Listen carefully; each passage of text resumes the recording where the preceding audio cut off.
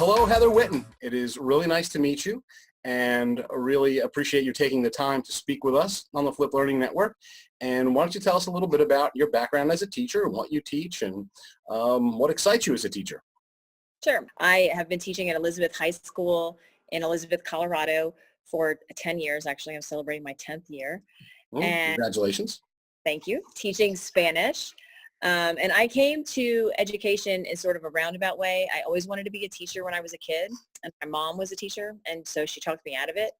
So I went and got an international business degree, worked in banking for a while, and then I sort of like worked my way around to, corporate training.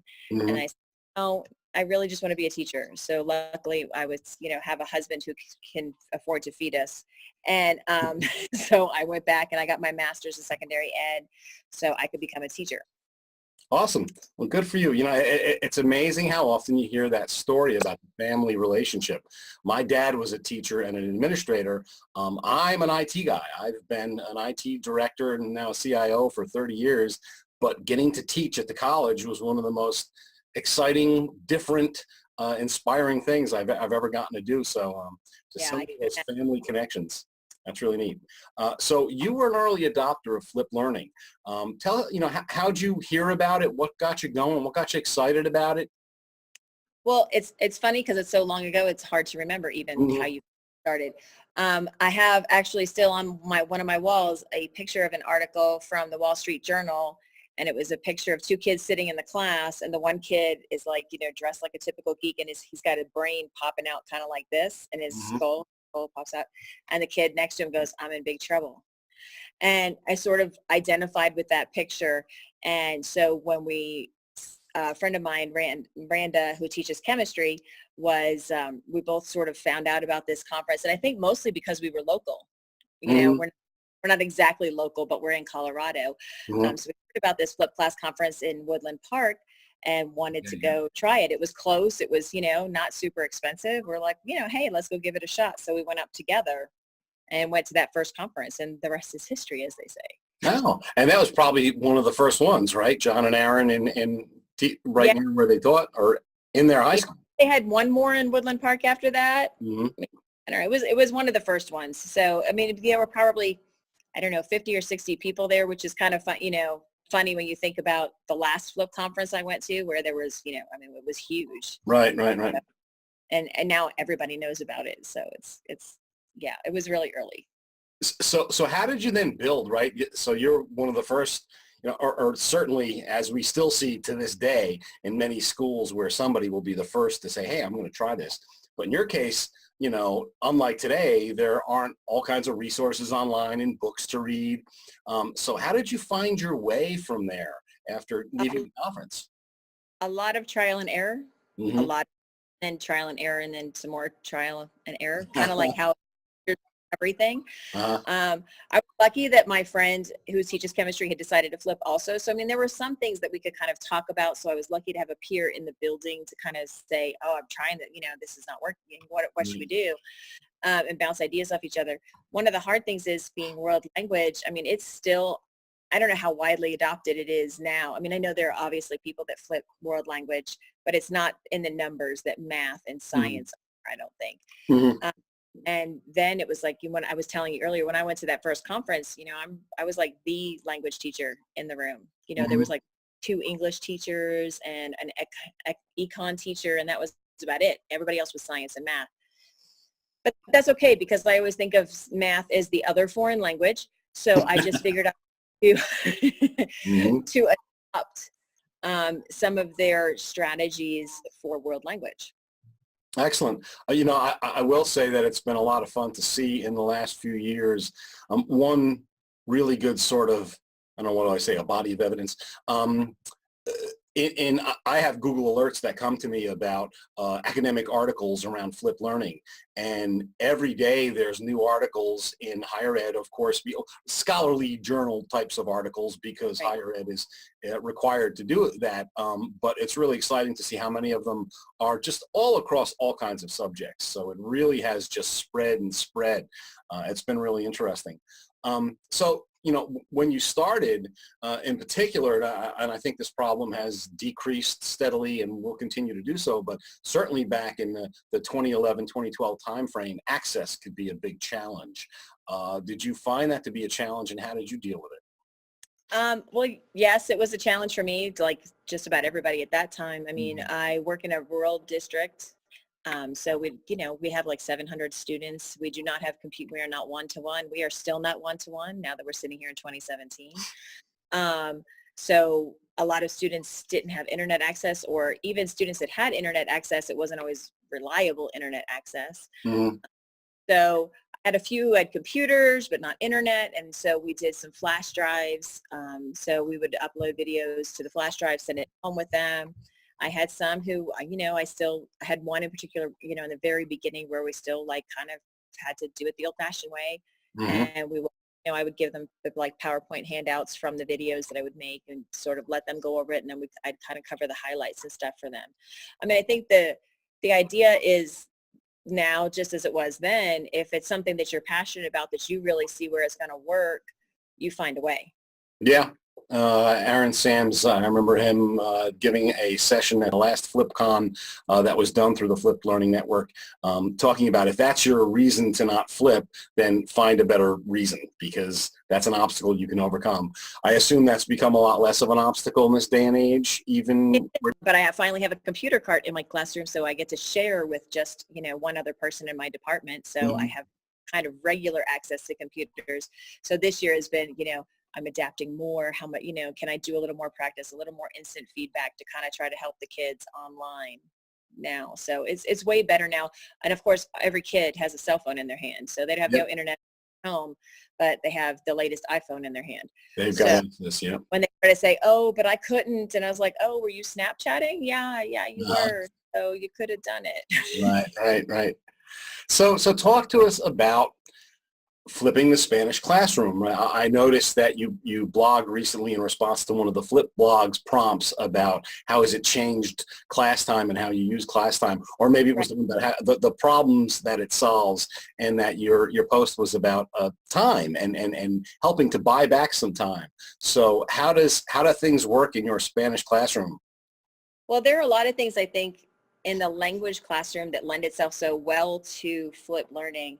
I mean, first of all, like in any other class, I've gotten rid of lectures. Like lectures don't happen anymore. And I think the world for community is moving further away from like traditional grammar lectures like we had when we were learning a foreign language. So this way, getting kind of the explanation of what they need, but we're utilizing it in the class.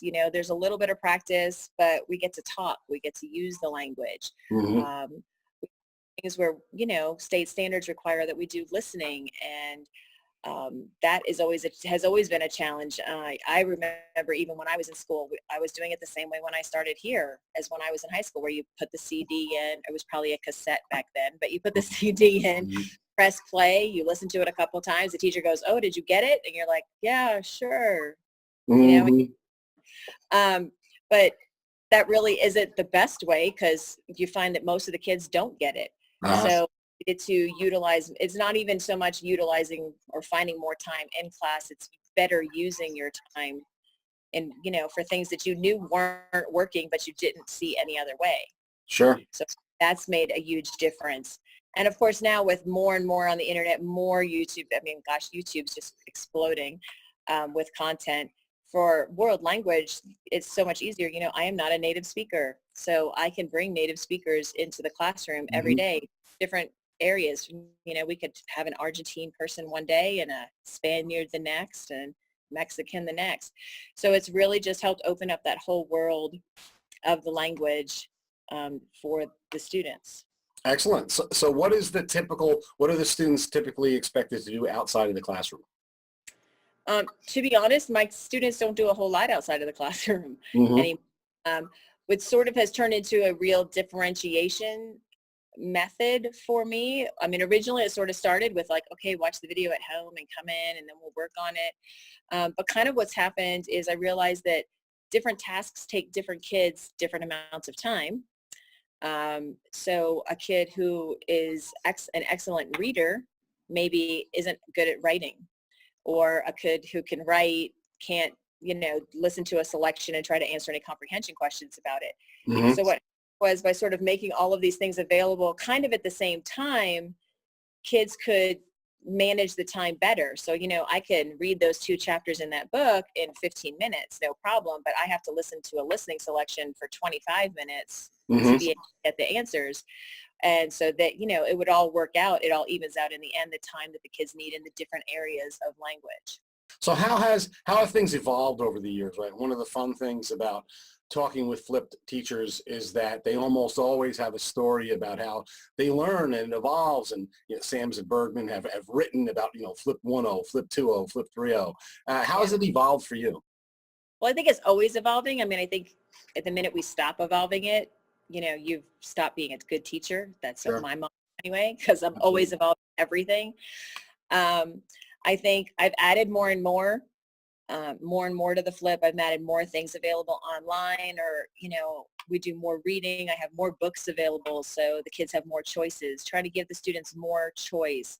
I try to give them more opportunities now. I mean, gosh, now than I ever did, to choose what they're learning about. Mm-hmm. I give overwhelming, over umbrellas, of themes, and I say, okay, you guys decide, what do you want to learn about history? What should we focus on? And I think having the increased class time, once you start working with it, you just realize, oh, I could do this, and oh, I could do that. I mean, Mm-hmm. just more activities you realize that you could include in your class. I mean, I've included more culture and more listening probably in my class and more reading than I ever did. And when I started flip learning, my biggest thing was I need to find more time for us to be able to speak Spanish in class. Right. I need to find more time to speak Spanish in class. And I feel like we've done that and then moved on. So that makes me really happy that I feel like I'm giving the kids a better, more rounded experience. That's awesome. It's probably about the time I started exploring flip learning myself that I happened to have my oldest child in a Spanish class. And I just was so frustrated saying, God, this is a perfect opportunity for exactly that reason. Use the time to speak Spanish in class, because they'd say, go watch Spanish television, or, these, how do they get exposed? But then to hear on top of that, how, that you knocked that out of the park and then moved on from there. So often I see that happening with these teachers where the flipped classroom becomes a platform for them to build on these ideas. So student choice is just such a fascinating idea in terms of students taking ownership of their learning. And it sounds like you've had a lot of success with that. I think when teachers first start to think about that, just because we're so used to the march and step rote routine, and then you think, oh my goodness, now I'm going to give them all this control and choice, and how am I going to cover the learning objectives? But you find that happens, that you're able to achieve the learning objectives, and I don't want to say despite, but through all this choice that the students have. Can you speak to that a little bit about how everything the students need to do gets done, but in the meanwhile you've given them a lot of paths to go on to make it their own? Yeah, well, I mean, I think the whole thing is setting up parameters. I mean, it's not like you're just like, here, go, Spanish, Uh-huh. we can't do that. So, I mean, there are parameters, and we do check-ins, I have some assignments that are mandatory. Mm-hmm. Like my students right now are just starting a unit where they're going to get to choose a common teen problem. So they can do drugs, suicide, eating disorders, anything that they want to learn about, and create like a little mini commercial and stuff about that. Mm-hmm. Instead of it's where maybe I would have said, oh, we're all going to learn about, eating disorders, or something like I couldn't even do this unit in the past, so I can't make it work in the past. Mm-hmm. But I give them all the opportunities. So, you choose what you find is interesting to you, something that has meaning to you, because so many of these kids have something in their life that somehow works into this situation, this topic. And then the learning means so much more to them, and they're learning more and more, not just because I said so. They're Mm-hmm. learning more because they're interested. And when you can tap into that interest level, which is quite often hard to do, and I think it's many ways harder now than it was before, because we're fighting with kids for their attention. Yep. But when you can into their interest level, you've got them on a whole nother level. Absolutely. And there's another great example you tapped into of, the kind of thinking that flip teachers just seem so naturally they go down these roads. So teamwork, group work, a great opportunity, very easy to be timid about because, yeah, it presents some challenges. Not everybody's going to contribute the same way. So any other particular techniques, pedagogical techniques that you found have been exemplified or easier to explore, maybe easy is not the right word, but that you've explored through flip learning? Part of what I guess I wanted to say too is, I've learned more about the students at their own individual level, Mm-hmm. and so I'm able to group and regroup students based on what they can do or what they can learn from each other. And I think that's an important thing that I never got to do before. So students aren't just, it's not just, oh, you have an A, you have a B, you have a C. Right. I know what skills they're good at and I can match them accordingly, so maybe they're with one group for reading, but another group for working on a listening or conversation activity. Yeah, that's awesome too. And again, now I'm starting to feel like a broken record, but that's another one of those things I hear so often from flipped educators that, this idea of personalized learning that has been one of these panaceas we've been seeking forever, that door is open more in the flipped learning classroom where teachers definitely get to know their students better. They get to think more about what their needs are, know who they really are, what works for them. That's fantastic stuff. So let's divert here a little for a second. Any particular technologies or tools or even techniques that have been very useful to you? Oh, well, since I was an early adopter, I'm a lover of Camtasia. Yep, yep. Mm-hmm. And people now are like, Camtasia? And I was like, oh my gosh, are you kidding? Like, I don't even know what I would have done without TechSmith and Camtasia. I'll use it to edit this interview. But yeah, I still use it. I even had to buy the new version this year. I mean, I was still using the free version from all years ago, and I bought the new version this year.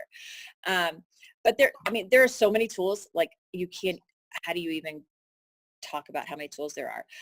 I think one of the new ones that I'm actually still learning this year is the, oh my gosh, and I'm going to forget the name. That's okay. Flip. What do you do with it? The flip. Flipgrid? Flipgrid, yes, thank you. Okay. Mm-hmm. I'm having a senior moment really early in my life. Yeah. So I'm working on learning Flipgrid because I'm like, oh wow, I do a phone call where my kids have to call me every week. Mm-hmm. And Flipgrid makes so much more sense. They could just do video chat, and that's so much more where the kids are. And it's even easier for them to participate, I think, and easier to check, and maybe they'll be a little more motivated. But so there are so many tools. For me, like my biggest tool right now is YouTube. My biggest tool has probably always been YouTube. Mm-hmm. I spend my whole life on YouTube. A lot of teachers, it's like, where did you find that great content? Where did you find this? Where did you find that? I'm always searching for commercials or, something that applies to what we're learning in the target language. And YouTube is just the best place to go for that. Absolutely. So I have to confess, I've heard a Flipgrid so many times. It's one of those things I keep saying, I've got to get out there and understand what this tool is. So just real quick, what's the basic functionality of Flipgrid?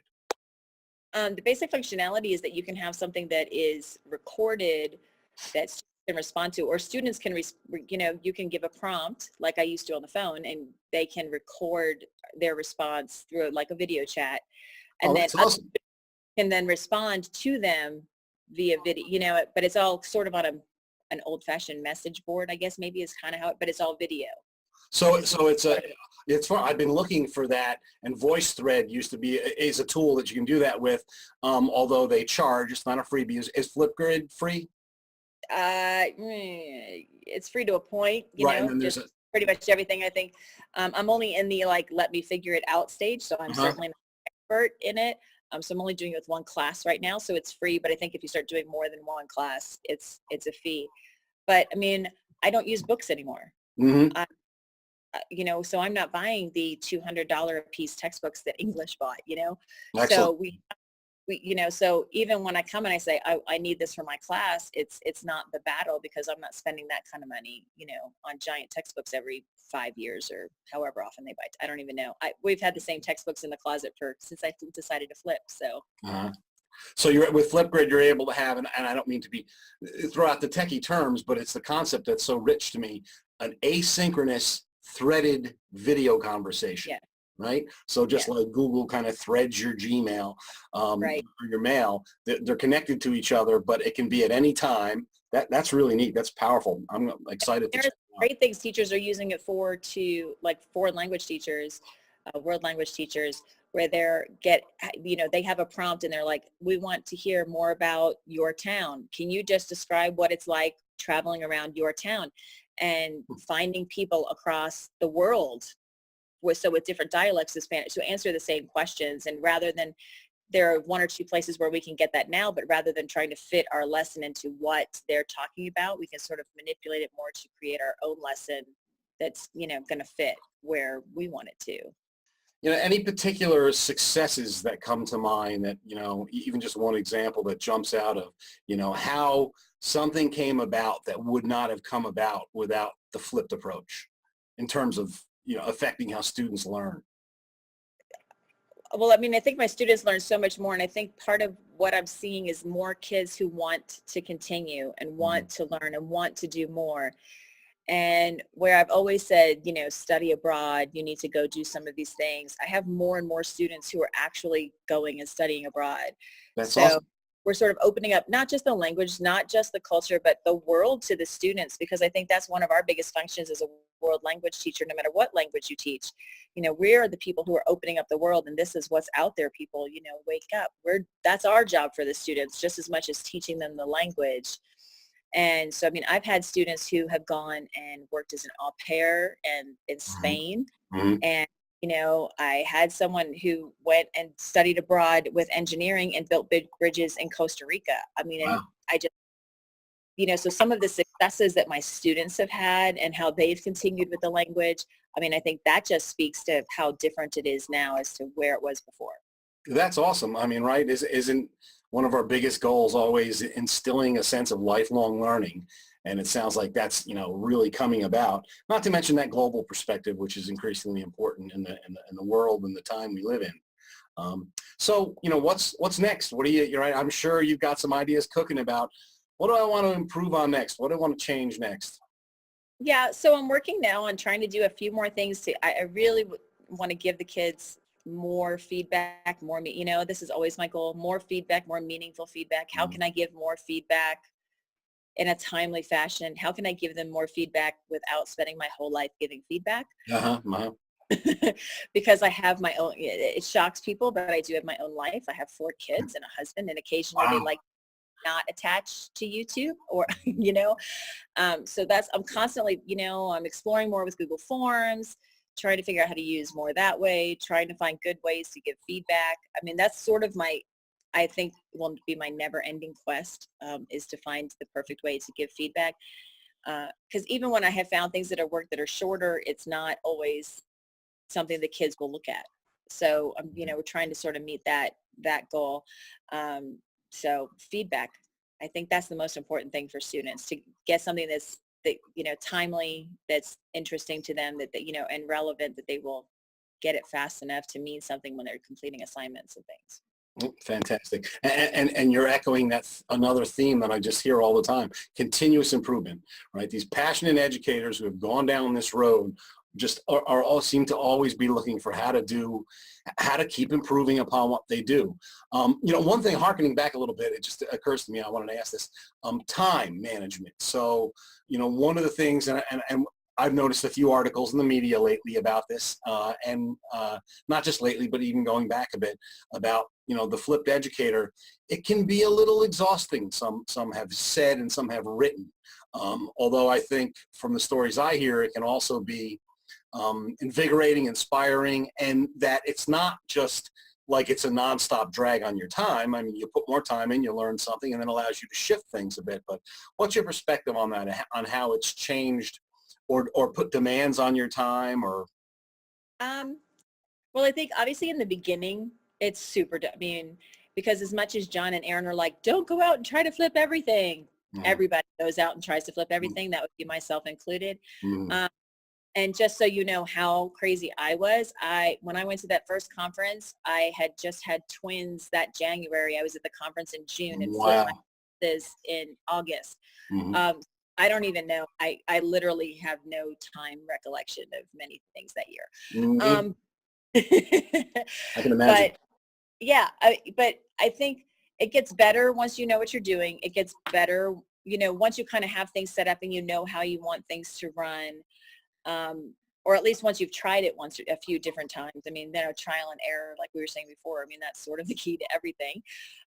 So once you kind of get an idea of how it's going to work and how it works for your kids and how the kids are responding to things, I think it's a little easier. And now I tweak things, but I'm trying not to change everything every year. So maybe I'm working on, like we're working on changing things in level 2 this year. I'm making little tweaks to units here and there. Oh, this is a better resource. This is better. The kids will like this. Let's change this project, to make it more student focused, student choice focused. So it's more little tweaks, I think, now than huge tweaks, like when I started flipping and threw away my textbook. Right. Oh, excellent. I mean, I've seen over and over again that, passionate professionals in any profession are very willing to invest the time and learning it takes to keep getting better and to do what they do really well. So fantastic. Yeah, and I think there are way more resources out there available too. I mean, like Masters Ditch the Textbook. I mean, and all the flip learning books as well. I just think there's so much more available for them to be able to do, many resources that makes it much easier to sort of make the leap. Right. Than there were before. Absolutely. Which is a great segue to, hey, come on out to the Flip Learning Network at fliplearning.org and learn, take advantage of all the resources. And we have many other different projects going on, including great interviews like this and the newsletter at Flip Learning Today. So how about yourself? I know that you're online, you blog, and you're on Twitter. So how about you tell the folks where they can find you online? Right. So I am on Twitter at SRA Witten, Witten, so at Senora Witten. And my blog is SpanishFlipClass.blogspot.com. And I was on a hiatus a little bit last year, but I was totally re-engaged every other week. New posts is my goal. And so that's where you can find me. And hopefully, any world language conferences that I can manage to get myself to as well. Excellent. Well, thank you again so much for taking the time to speak with us, and we'll be putting this interview out on YouTube and sharing it through the Flip Learning Today newsletter, and been a great pleasure to talk with you. Great. Thanks, Kelly.